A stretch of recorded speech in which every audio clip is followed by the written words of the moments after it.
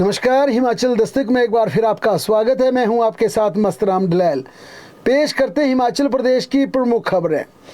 आज राज्य के सिरमौर तथा किन्नौर को छोड़कर 9 जिलों के शिक्षण संस्थान बंद रखे हैं। रेड अलर्ट तथा खराब स्थिति के चलते ऊना, चंबा, कुल्लू, मंडी, कांगड़ा, बिलासपुर, सोलन, शिमला व लाहौल स्पीति के केलांग तथा उदयपुर में आज सभी शिक्षण संस्थानों को बंद रखने का प्रशासन ने फैसला लिया था।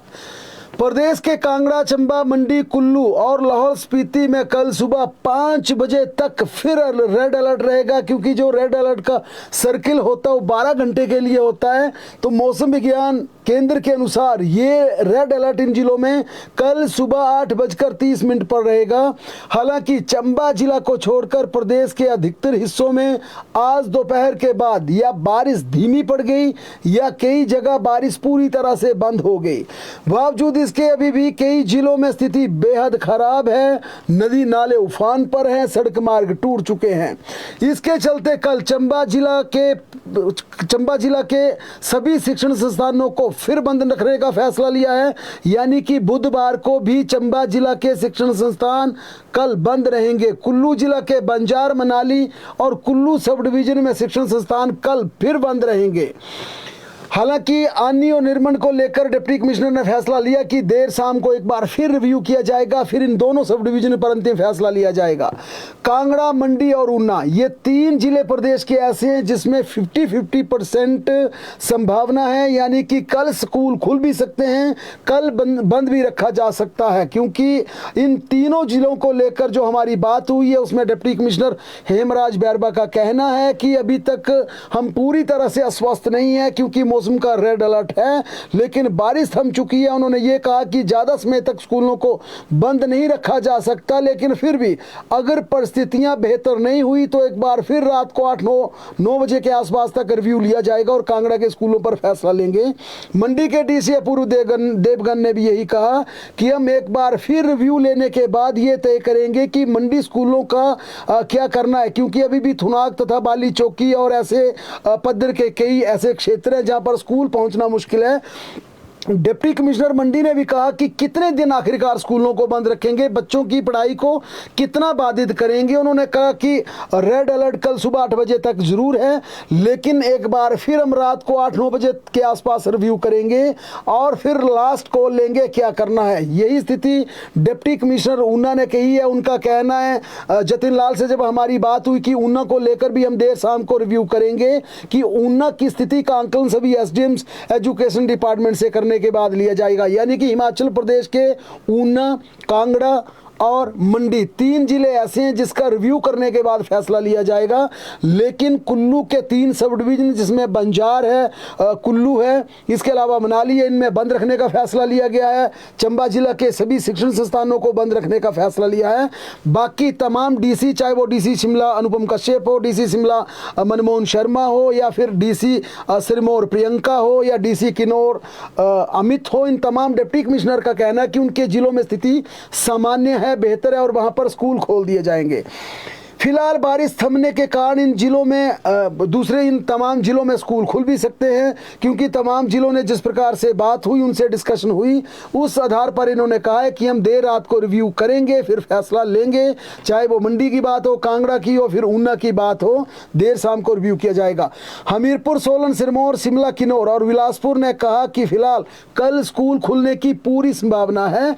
इसी बीच हिमाचल प्रदेश के शिक्षकों, टीचिंग और नॉन टीचिंग स्टाफ को स्कूल बुलाने पर एक बार फिर, जिस प्रकार से पिछले कल कहा कि विधानसभा के सदन में यह मामला उठा, डिप्टी कमिश्नर हमीरपुर ने यह मामला उठाया, इसके चलते आज शिक्षा मंत्री ने इस फैसले को रिव्यू करने के लिए स्कूल एजुकेशन के डायरेक्टर आशीष कोहली, दूसरे उच्च अधिकारियों को बुलाया और इसमें भी सचिवालय में, माफ कीजिएगा, विधानसभा सचिवालय में इस पूरे मसले पर डिस्कशन हो रही है। हमारी इस मुद्दे पर कुछ देर पहले शिक्षा मंत्री डॉ ठाकुर से बात हुई तो उन्होंने कहा कि एक पक्ष आया जिस प्रकार से डीसी हमीरपुर ने पत्र लिखा या कई विधायकों ने फीडबैक दिया। उन्होंने कहा इसको रिव्यू किया जा रहा है कि इस मामले में बीच का रास्ता क्या निकाला जाए। हालांकि ये फैसला भी होगा क्योंकि इस समय भी विधानसभा सचिवालय में शिक्षा मंत्री के साथ शिक्षा विभाग के अधिकारियों की बैठक चली हुई है।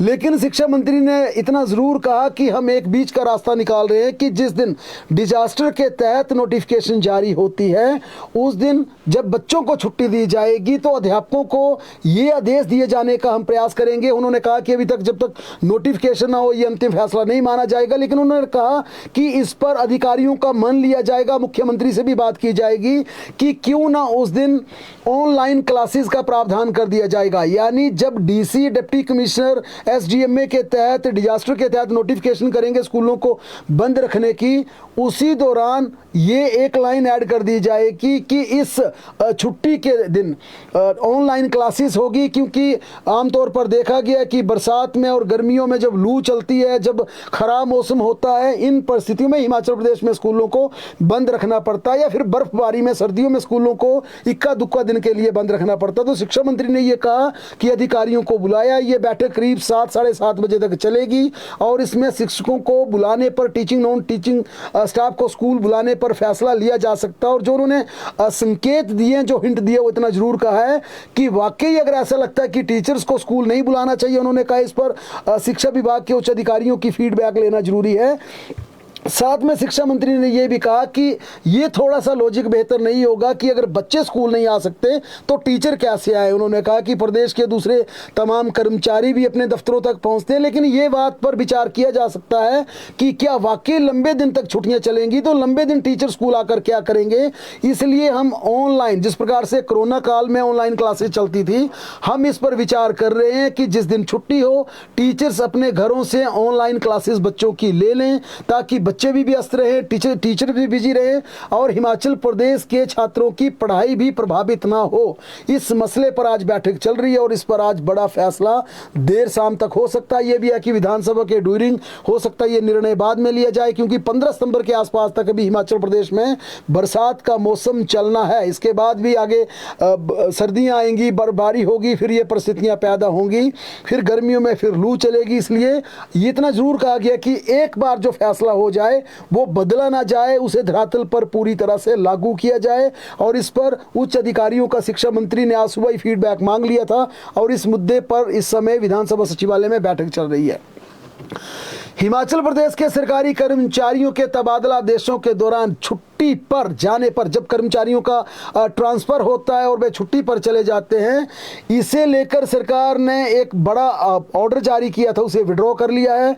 और अब सरकार के आदेश पर स्थानांतरण के दौरान विदाउट पे अवकाश पर रहने वाले शिक्षक अपने अकाउंट से छुट्टियां एडजस्ट नहीं कर पाएंगे, अपने अकाउंट से छुट्टियां वहां पर उन्हें एडजस्ट नहीं कर पाएंगे। राज्य सरकार ने 25 सितंबर 2014 को जारी अधिसूचना में यह व्यवस्था दी थी कि तबादले के दौरान अगर किसी अधिकारी कर्मचारी के स्थानांतरण के दौरान अनुपस्थित अवधि पर कोई होता है तो कर्मचारी अपने अकाउंट से छुट्टियां अवेल कर सकता है। अब सरकार ने यह फैसला वापस ले लिया है। और सबसे पहले, क्योंकि ये कार्मिक विभाग का ऑर्डर है, इसे शिक्षा सचिव ने लागू किया है। शिक्षा सचिव ने अपने डायरेक्टर को ये चिट्ठी लिखी है कि इस चिट्ठी को विड्रॉ कर लिया गया है और इसके अनुसार अब सभी शिक्षण संस्थानों को ये आदेश जारी कर दिए हैं। इसमें कहा गया है कि अब तबादले के दौरान कोई शिक्षक अगर विदाउट पे छुट्टी पर चला जाता है तो उसकी सर्विस ब्रेक मानी जाएगी। इसके तहत तबादले के बाद संबंधित स्टेशन पर ज्वाइनिंग देनी होगी, अन्यथा उस शिक्षक के नियमित होने में दिक्कत आ सकती है और सर्विस भी ब्रेक हो सकती है। यानी कि जो टीचर्स, क्योंकि ये तो सभी विभागों पर लागू होगा, लेकिन ये चिट्ठी शिक्षा सचिव ने लिखी है डायरेक्टर को और डायरेक्टर ने इन आदेशों को, चाहे वो यूनिवर्सिटी हो, कॉलेज हो या फिर ये संस्कृत कॉलेज हो, स्कूल हो, तमाम डिपार्टमेंट के एलिमेंट्री हायर एजुकेशन के तमाम विंग को ये चिट्ठी भेज दी है, जिसमें ये कहा गया है कि अब जब ट्रांसफ़र होता है, ट्रांसफ़र के बाद जो 5, 7 या 2 दिन का समय मिलता है उसके भीतर आपको ज्वाइनिंग देनी होगी। अगर ज्वाइनिंग नहीं दी, आप विदाउट पे चले गए, किसी दूसरी छुट्टी पर चले गए और बाद में अपनी वो छुट्टी एडजस्ट कर ली जो 2014 की नोटिफिकेशन थी, उस नोटिफिकेशन को विड्रॉ कर लिया है। इसके अनुसार अब ट्रांसफ़र के तुरंत बाद जितना समय मिलेगा ज्वाइनिंग देनी पड़ेगी, अन्यथा सर्विस ब्रेक मानी जाएगी। हिमाचल प्रदेश में एसएमसी अध्यापकों को एक मुश्त एलडीआर कोटे से रेगुलर करने का जो सरकार का मामला जो एक मामला था उसे हरी झंडी दे दी है। हिमाचल प्रदेश मंत्रिमंडल की बैठक में पारित हुए इस फैसले के बाद अब शिक्षा विभाग को इसकी नोटिफिकेशन जारी करने की डायरेक्शन सरकार ने जारी कर दी है। अब शिक्षा विभाग ने बाकायदा जीएडी से संपर्क किया, जनरल एडमिनिस्ट्रेशन डिपार्टमेंट से, और कहा है कि मंत्रिमंडल की बैठक में हुए इस फैसले की, क्योंकि कैबिनेट की प्रोसीडिंग अब एजुकेशन डिपार्टमेंट में वापस आएगी, इस आधार पर एजुकेशन डिपार्टमेंट एसएमसी अध्यापकों को रेगुलर करने की प्रपोजल फाइल एजुकेशन मिनिस्टर के माध्यम से सरकार को भेजेगा, फिर नोटिफिकेशन जारी होगी। यानी कि जो विधानसभा सत्र के दौरान हिमाचल प्रदेश विधानसभा परिसर में मंत्रिमंडल की बैठक हुई थी, उसमें हिमाचल प्रदेश के एसएमसी अध्यापकों के लिए बड़ा फैसला लिया गया था कि एलडीआर, क्योंकि 5% का कोटा मिल सकता है, 2000 से ज्यादा एसएमसी शिक्षक है, कोटा कम है, ऐसे में शिक्षा विभाग ने यह प्रपोजल सरकार को दिया था। कैबिनेट का एजेंडा था कि एक मुश्त इन शिक्षकों को, एक मुश्त इन्हें एलडीआर के तहत इन्हें रेगुलर कर दिया जाए। कैबिनेट ने स्वीकृति प्रदान कर दी है और इस स्वीकृति के बाद अब इसकी प्रोसीडिंग, कैबिनेट की प्रोसीडिंग डिपार्टमेंट को जाएंगी और इस आधार पर नोटिफिकेशन जारी हो जाएगी।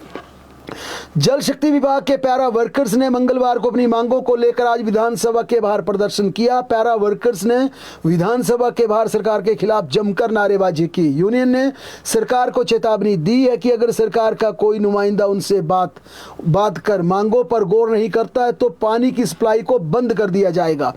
इस धरने में भारतीय जनता पार्टी के विधायक हंसराज, विनोद कुमार, रीना कश्यप और इंद्रदत्त लखनपाल भी पहुंचे और वहां पर धरने पर बैठे तमाम प्रदर्शनकारियों का हौसला अफजाई किया। मुख्यमंत्री की अध्यक्षता में हिमाचल ब्राह्मण कल्याण बोर्ड का गठन किया गया है। बोर्ड में 126 गैर सरकारी सदस्य बनाए गए हैं।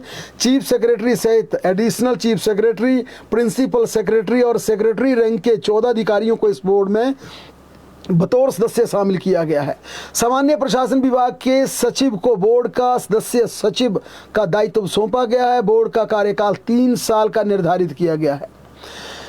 प्रदेश में वन विभाग की ओर से किए गए पौधारोपण कार्यों में घोटाले का बड़ा खुलासा हुआ है। नियंत्रक और महालेखाकार परीक्षक कैग की रिपोर्ट में यह सनसनीखेज खुलासा सामने आया। जहां पहले से ही हिमाचल प्रदेश में घने जंगल मौजूद थे, वहां पर फॉरेस्ट डिपार्टमेंट ने पैसों को गोल मोल कर पौधारोपण दिखा दिया। रिपोर्ट में कहा गया कि सरकारी पैसे का जमकर दुरुपयोग किया गया, जबकि जमीनी स्तर पर काम हुआ ही नहीं। कैग ने पैसे का दुरुपयोग करने पर अफसरों के खिलाफ जांच व कार्रवाई करने की कड़ी सिफारिश की है। मुख्यमंत्री सुखविंदर सिंह सुक्खू ने पिछले कल सदन में कैग रिपोर्ट पेश की थी। इसमें 2006 से मार्च 2021 तक की अवधि के अलावा वन संरक्षण अधिनियम 1980 के भावी कार्यान्वयन के लिए अप्रैल 2016 से 2021 तक की अवधि की ऑडिट रिपोर्ट रखी गई। रिपोर्ट के अनुसार वन विभाग ने जल विद्युत परियोजनाओं की लागत में वृद्धि की जानकारी नहीं ली और प्रयोक्ता एजेंसी से 198 करोड़ 73 लाख की अतिरिक्त निधि की मांग नहीं की, इसमें विफल रहे। यह भी बताया गया कि तीनों प्रोजेक्ट्स के लिए कोई जलागम क्षेत्र शोधन योजना नहीं बनाई गई। खासकर चंबा जिला के बजोली होली प्रोजेक्ट के तहत किए गए पौधारोपण कार्य का स्थल निरीक्षण बिना किए ही बदल दिया गया। रिपोर्ट में यह भी उल्लेख है कि 83% वनीकरण कार्य खुले अब क्रमित वनों के बाहर किए गए, जबकि 47% वनीकरण कार्य पहले से ही घने जंगल व इलाकों में किया गया। यानी जहां पूरी तरह से घने जंगल थे वहां पर गोलमाल करके प्लांटेशन दिखा दी गई। इससे अब यह सवाल उठता है, क्या इन इलाकों में पौधारोपण की जरूरत थी? ये हम नहीं, ये कैग ने बड़ा सवाल उठाया है। हिमाचल प्रदेश में भारी बारिश के बीच हो रही तबाही के बीच लोक निर्माण मंत्री विक्रमादित्य सिंह ने अपने सोशल मीडिया अकाउंट पर आपदाओं को लेकर एक पोस्ट करते हुए सड़क निर्माण कार्यों में बड़ी शर्त रखने का ऐलान किया। उन्होंने अपने पोस्ट में कहा, हिमाचल एक गंभीर चुनौती के दौर से गुजरा है। अंधाधुंध सड़क निर्माण, वैश्विक तापमान वृद्धि, अचानक आने वाली बाढ़ और वनों की कटाई के कारण हमारी पहाड़ी भूमि पर भारी विनाश कर रही है। विक्रमादित्य सिंह ने कहा कि अब कोई भी सड़क परियोजना तब तक शुरू नहीं होगी जब तक उसका पूर्ण भू वैज्ञानिक और पर्यावरण अध्ययन न हो जाए, यानी साइंटिफिक रिपोर्ट ली जाएगी तब सड़क निर्माण का कार्य शुरू किया जाएगा। उन्होंने ये भी कहा, हम आधुनिक तकनीकों का उपयोग करके ऐसी सड़कें बनाएंगे जो पहाड़ों की प्राकृतिक संरचना को न्यूनतम नुकसान पहुंचाए। उन्होंने कहा, वनीकरण को हम अपनी सर्वोच्च प्राथमिकता बनाएंगे। इसके लिए हम स्थानीय समुदायों को भी जोड़ेंगे और हिमाचल प्रदेश में पौधारोपण के लिए प्रोत्साहन राशि देंगे। हिमाचल प्रदेश हाईकोर्ट ने प्रतिवादी प्रदेश सरकार को निर्देश दिए हैं कि वे याचिकाकर्ता की करुणामूलक के आधार पर नियुक्ति के आवेदन पर 6 सप्ताह के भीतर उचित फैसला लें।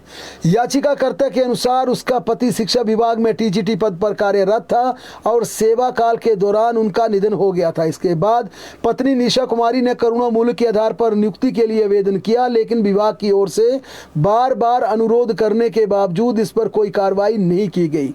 न्यायाधीश संदीप शर्मा की अदालत ने सुनवाई के दौरान पाया कि याचिकाकर्ता का आवेदन 9 जून 2021 को ही संबंधित अधिकारियों को भेजा जा चुका था, लेकिन उस पर अब तक कोई अंतिम निर्णय नहीं लिया गया। अदालत ने अपने फैसले में स्पष्ट किया कि करुणा के आधार पर नियुक्ति के आवेदन पर विचार करते समय कर्मचारी की मृत्यु के समय लागू नीति को ध्यान में रखा जाना चाहिए। विधानसभा की खबरों की बात करें तो विधानसभा के मानसून सत्र में आज सदन में बंद हुए उद्योगों को लेकर सत्ता पक्ष व विपक्ष में तीखी नोकझोंक हुई। इसके बाद जवाब से असंतुष्ट भाजपा के विधायक नारेबाजी करते हुए सदन से वॉकआउट कर गए। दरअसल प्रश्नकाल के दौरान भाजपा विधायकों ने प्रदेश में बंद हुए उद्योगों का मामला उठाया। जवाब में उद्योग मंत्री ने बताया कि कई कारणों से उद्योग बंद होते हैं। पिछले 2.5 साल में 115 उद्योग बंद हुए हैं, इनमें 55 दोबारा नए निवेशकों की ओर से शुरू किए गए हैं। मुख्यमंत्री ने भी इसी सवाल का जवाब देते हुए बताया कि पिछली सरकार यानी जयराम सरकार के इसमें कई गलत नीतियां अपनाई गई। उद्योगों को सस्ती दरों पर भूमि दी गई, बिजली पानी का बंदोबस्त मुफ्त किया गया। हम इन सब मामलों की जांच करेंगे। मुख्यमंत्री ने कहा कि सरकार नई औद्योगिक नीति भी लेकर आ रही है। मुख्यमंत्री ने जब पूर्व सरकार के समय के उद्योगों को दी गई रियायतों का उल्लेख करना शुरू किया तो भाजपा विधायकों ने जबरदस्त तरीके से हंगामा करते हुए नारेबाजी करने शुरू कर दी और सदन से वॉकआउट कर दिया, क्योंकि भाजपा का आरोप था कि मुख्यमंत्री बातों को ट्विस्ट कर रहे हैं, कोई पूछा कुछ और गया है, घुमा कहीं और रहे हैं। विपक्ष ने यह भी आरोप लगाया कि हमने सीधा पूछा कि हिमाचल प्रदेश में क्यों विद्युत की क्यों यहाँ पर जितने भी प्रोजेक्ट्स हैं, क्यों इंडस्ट्रीज हैं, उद्योग हैं, वो बंद हो रहे हैं। तो मुख्यमंत्री पिछली सरकार की बात कर रहे हैं और बिना वजह भ्रष्टाचार के आरोप लगा रहे हैं, जो कि सिद्ध करना एक चुनौती है। इस पूरे मामले पर मीडिया से बातचीत करते हुए सीएम सुक्खू ने विपक्ष पर निशाना साधते हुए कहा कि हिमाचल के हितों को बेचने का प्रयास पिछली सरकार में किया गया। मुख्यमंत्री ने कहा कि भाजपा सरकार ने मात्र कौड़ियों के दाम पर 3 कंपनियों को उद्योग लगाने के लिए जमीनें खैरात में दे दी। कस्टमाइज पैकेज के नाम पर बड़ा घोटाला किया गया। सरकार इसकी गंभीरता से जांच करेगी। मुख्यमंत्री ने विपक्ष पर पलटवार करते हुए कहा, विपक्ष पूरी तरह से कन्फ्यूज है और परेशानी की स्थिति में है। इस मुद्दे पर नेता प्रतिपक्ष जयराम ठाकुर ने कहा कि मंत्री जवाब देने की स्थिति में बिल्कुल नहीं है। जयराम ठाकुर ने कांग्रेस सरकार पर आरोप लगाया कि सत्ता में आने के बाद से उसने औद्योगिक क्षेत्र को इस सरकार ने बर्बाद कर दिया। उन्होंने कहा कि भाजपा सरकार के समय राज्य को मेडिकल डिवाइस पार्क और बल ड्रग पार्क जैसी बड़ी परियोजनाएं मिली थी, लेकिन वर्तमान सरकार उद्योग बचाने में पूरी तरह से विफल साबित हुई है। जयराम ठाकुर ने आरोप लगाया कि पिछले 3 वर्षों में प्रदेश में कोई बड़ा उद्योग स्थापित नहीं हुआ, उल्टा बिजली दरों में भारी बढ़ोतरी के कारण उद्योगपति हिमाचल प्रदेश से पलायन कर रहे हैं। सरकार में बैठे लोग भ्रष्टाचार में लिप्त हैं और बड़े उद्योगपति यहां निवेश करने से डर रहे हैं, क्योंकि कांग्रेस नेताओं के परिवार के लोगों पर भी कई तरह का दबाव डाल रहे हैं, यानी कि कई तरह के यहां पर जयराम ठाकुर ने आरोप लगाए। इसके बाद विधानसभा में एक और चौंकाने वाला वाक्य देखने को मिला। सदन में भाजपा विधायकों के राजस्व मंत्री से जुड़े कई प्रश्न थे। प्रश्नों की सदन में घोषणा होने के बावजूद भाजपा विधायकों ने चुप्पी साध ली, यानी कि भाजपा विधायकों के प्रश्न पढ़े जा रहे थे, विधानसभा अध्यक्ष उनके सवालों की घोषणा कर रहे थे, लेकिन जो सवाल राजस्व मंत्री जगत सिंह नेगी से जुड़ा था उस पर भाजपा के विधायक रिएक्ट नहीं कर रहे थे। इसके पीछे बड़ी वजह यह है कि भाजपा ने राजस्व मंत्री का सदन के भीतर बहिष्कार किया है, न उनसे कोई सवाल पूछा जाएगा जाएगा, ना उनका जवाब सुना जाएगा, ना कोई उनसे कन्वर्सेशन करेगा, ना कोई उनसे आई कांटेक्ट करेगा, ना कोई रिएक्ट करेगा। इस कारण आज जब राजस्व मंत्री बोलने लगे तो भाजपा विधायक चुपचाप बाहर चले गए। इस पर सदन में खूब हंगामा हुआ। अध्यक्ष ने कहा यूं ही चलता रहा तो राजस्व मंत्री से जुड़े सारे सवालों को क्यों ना प्रोसीडिंग से जो कार्रवाई है उससे डिलीट कर दिया जाए। इस पर भाजपा अड़ गई और भाजपा ने कहा कि क्यों डिलीट कर दिया जाए, जब कोई विधायक सवाल पूछता है उसका रिटन रिप्लाई भी आ जाता है। इसके बाद विधानसभा अध्यक्ष ने यह व्यवस्था दी कि अब राजस्व मंत्री का जो भी राजस्व मंत्री से जुड़ा सवाल होगा, अगर कोई विपक्ष का विधायक पूछता है तो उसका लिखित रूप से जवाब मुख्यमंत्री के हवाले से दिया जाएगा। इस पर विपक्ष मान गया, लेकिन मुख्यमंत्री इस पर अड़ गए। इस मुद्दे पर मुख्यमंत्री सुखविंदर सिंह सुक्खू ने विधानसभा अध्यक्ष से आग्रह किया कि अगर विपक्ष ने राजस्व मंत्री के प्रश्न नहीं पूछने हैं तो कोई बात नहीं, लेकिन सत्ता पक्ष के विधायक तो अपना सवाल पूछेंगे। उन्होंने कहा कि मान लो कोई विपक्ष का विधायक सवाल पूछता है और उसमें सप्लीमेंट्री कोई क्वेश्चन अगर सत्ता पक्ष का रूलिंग का है, तो क्या इस अधिकार से रूलिंग के विधायक को इसलिए वंचित कर दिया जाए कि सत्ता पक्ष के विधायक राजस्व मंत्री को सुनना नहीं चाहते हैं। यानी इस पूरे मामले पर जब अखेड़ा खड़ा हुआ तो अंततः विधानसभा अध्यक्ष ने कहा कि राजस्व मंत्री से संबंधित विपक्ष के तारांकित प्रश्नों को अब अतारांकित यानी अनस्टार्ट प्रश्न के रूप में लिया जाएगा। व्यवस्था के तहत सदन के भीतर विपक्ष द्वारा नहीं पूछे जाने वाले तारांकित प्रश्नों को अब लिखित माना जाएगा, रिटन उसके लिखित रूप से जवाब दिए जाएंगे। यानी सदन के भीतर जो भाजपा का एक स्टैंड था कि राजस्व मंत्री का बहिष्कार रहेगा, उस पर भाजपा ने आज अपनी पूरी बात मनवा ली। प्रश्नकाल में आज कई विधायकों ने सदन में कई मुद्दे उठाए। चंबा के विधायक नीरज नैयर और जनक राज ने एनएचपीसी परियोजनाओं में स्थानीय लोगों के रोजगार मुआवजे तथा हकों का मुद्दा उठाया। इसी तरह से गगरेट के विधायक राकेश कालिया द्वारा आत्मा योजना को लेकर पूछे गए सवाल का जवाब देते हुए कृषि मंत्री ने कहा जिला ऊना में कृषि विभाग द्वारा आत्मा परियोजना के अंतर्गत 347 करोड़ की धनराशि खर्च की गई है। इंदौरा के विधायक मलिंदर राजन द्वारा भूमि रिकॉर्ड पर पूछे गए सवाल का लिखित जवाब देते हुए राजस्व मंत्री ने कहा कि सरकार के राजस्व विभाग द्वारा प्रदेश के सभी जिलों में भूमि रिकॉर्ड की जमाबंदियों के डिजिटलीकरण के लिए प्रक्रिया पूर्ण कर ली गई है तथा नक्शों के डिजिटलीकरण की प्रक्रिया बिलासपुर तथा सिरमौर को छोड़कर अन्य सभी 10 जिलों में पूरी कर ली गई है। ऊना के विधायक सतपाल सत्ती ने जीओआई लाइब्रेरी के पदों की भर्ती एवं पदोन्नति नियम अधिसूचित बारे सवाल किया, जिसका जवाब देते हुए शिक्षा मंत्री रोहित ठाकुर ने कहा सरकार द्वारा जेओए लाइब्रेरी के भर्ती एवं पदोन्नति नियम 6 दिसंबर 2023 को अधिसूचित कर दिए थे और इस भर्ती एवं पदोन्नति नियमों के अंतर्गत चरणबद्ध तरीके से अब सीधी भर्ती के माध्यम से 100 रिक्त पदों को भरने की अनुमति सरकार ने प्रदान कर दी है। वल के विधायक इंदर सिंह गांधी द्वारा पूछे गए सांसद विधायक निधि के सवाल का जवाब देते हुए शहरी विकास मंत्री ने कहा कि सरकार द्वारा नगर परिषद नेर चौक व नगर निगम मंडी के विभिन्न वार्डों में विकास कार्यों के लिए गत 3 वर्षों में सांसद विधायक निधि के तहत 50 लाख रुपए की धनराशि जारी की है, जिसमें 17 लाख रुपए की धनराशि विभिन्न वार्डों के कार्यों में खर्च की जा चुकी है। हमीरपुर के विधायक आशीष शर्मा द्वारा मुख्यमंत्री ग्रामीण सड़क योजना बारे पूछे गए सवाल का जवाब देते हुए लोक निर्माण मंत्री ने कहा कि इस वित्तीय वर्ष में मुख्यमंत्री ग्रामीण सड़क योजना के तहत 46 करोड़ 74 लाख 37 हजार रुपए की धनराशि विभिन्न विधानसभा क्षेत्रों को दी गई है। सबसे अधिक धनराशि 9 करोड़ 40 लाख 63 हजार रुपए की नादौन क्षेत्र के लिए जारी की गई है। पांवटा साहिब के विधायक सुखराम चौधरी ने वह बैजनाथ के विधायक शोरी लाल द्वारा गौशालाओं पर पूछे गए सवाल का जवाब देते हुए कृषि व पशुपालन मंत्री ने कहा कि प्रदेश में कुल 260 गौसदन जिनमें 15 गौसदन सरकारी तथा 245 निजी क्षेत्र में कार्यरत हैं। कांगड़ा के विधायक पवन काजल द्वारा आउटसोर्स कर्मचारियों के वेतन पर पूछे गए सवाल का जवाब देते हुए सीएम ने कहा कि आउटसोर्स कर्मचारियों के दैनिक वेतन की वृद्धि बारे वित्त विभाग द्वारा कोई नोटिफिकेशन जारी नहीं की गई है, ना की जाती है। आउटसोर्स कर्मचारियों को नियमित करने के लिए नीति बनाने का भी प्रस्ताव सरकार के पास विचाराधीन है। यानी कि हिमाचल प्रदेश में आउटसोर्स कर्मचारियों को नियमित करने का सरकार के पास कोई प्रपोजल नहीं है।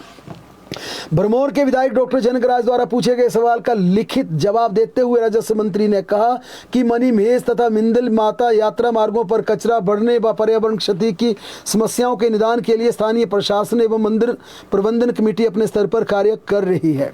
नाचन के विधायक विनोद कुमार और बिलासपुर के विधायक त्रिलोक जम्वाल द्वारा मनरेगा पर पूछे गए सवाल का जवाब देते हुए पंचायती राज मंत्री ने कहा 3 वर्षों में मनरेगा के अंतर्गत कुल 3,356 करोड़ रुपए की धनराशि केंद्र सरकार व प्रदेश द्वारा जारी की गई है तथा कुल 3,303 करोड़ रुपए की धनराशि खर्च की जा चुकी है।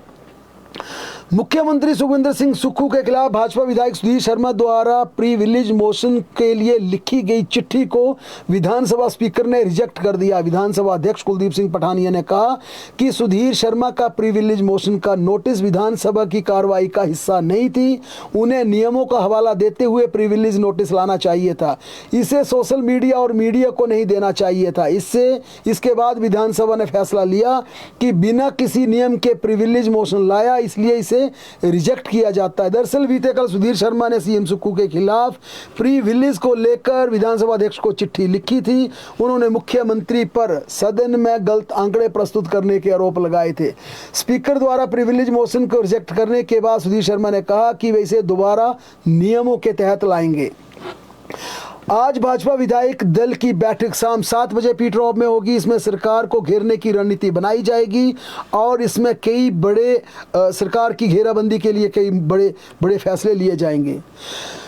प्रदेश की अपराध और हादसों की बात करें तो किन्नौर जिला के छोटा कंबा सड़क मार्ग पर आज सुबह एक सड़क हादसे में 40 वर्षीय राजेश कुमार की मौत हो गई। राजेश कुमार सुबह अपनी अल्टो कार में छोटा कंबा सड़क मार्ग से गुजर रहे थे। हमीरपुर जिले के खवा गांव में पिछले कल अंतिम संस्कार के लिए अर्थी लेकर जा रहे लोगों के ऊपर गौशाला की दीवार गिर गई। इस हादसे में 5 लोग विपिन शर्मा, शशि शर्मा, ऋचा शर्मा, मुकेश और रमेश घायल हो गए। पिछले कल दरअसल शिक्षा विभाग के हेड मास्टर वीरेंद्र कुमार की दुखद मृत्यु हुई थी, जिनके अंतिम संस्कार के लिए ग्रामीण शव को शमशान घाट की तरफ ले जा रहे थे। इस दौरान बीच रास्ते में गुजरते समय अर्थी के ऊपर गौशाला की दीवार गिर गई। कांगड़ा जिला के कोटला बेड़ में एक निजी बस अनियंत्रित होकर क्रैश बैरियर से टकरा गई और इसमें फंस गई। गनीमत ये रही कि इसमें कोई बड़ा हादसा नहीं हुआ। अगर क्रैश बैरियर वहां पर नहीं होते फिर बड़ा हादसा हो जाता।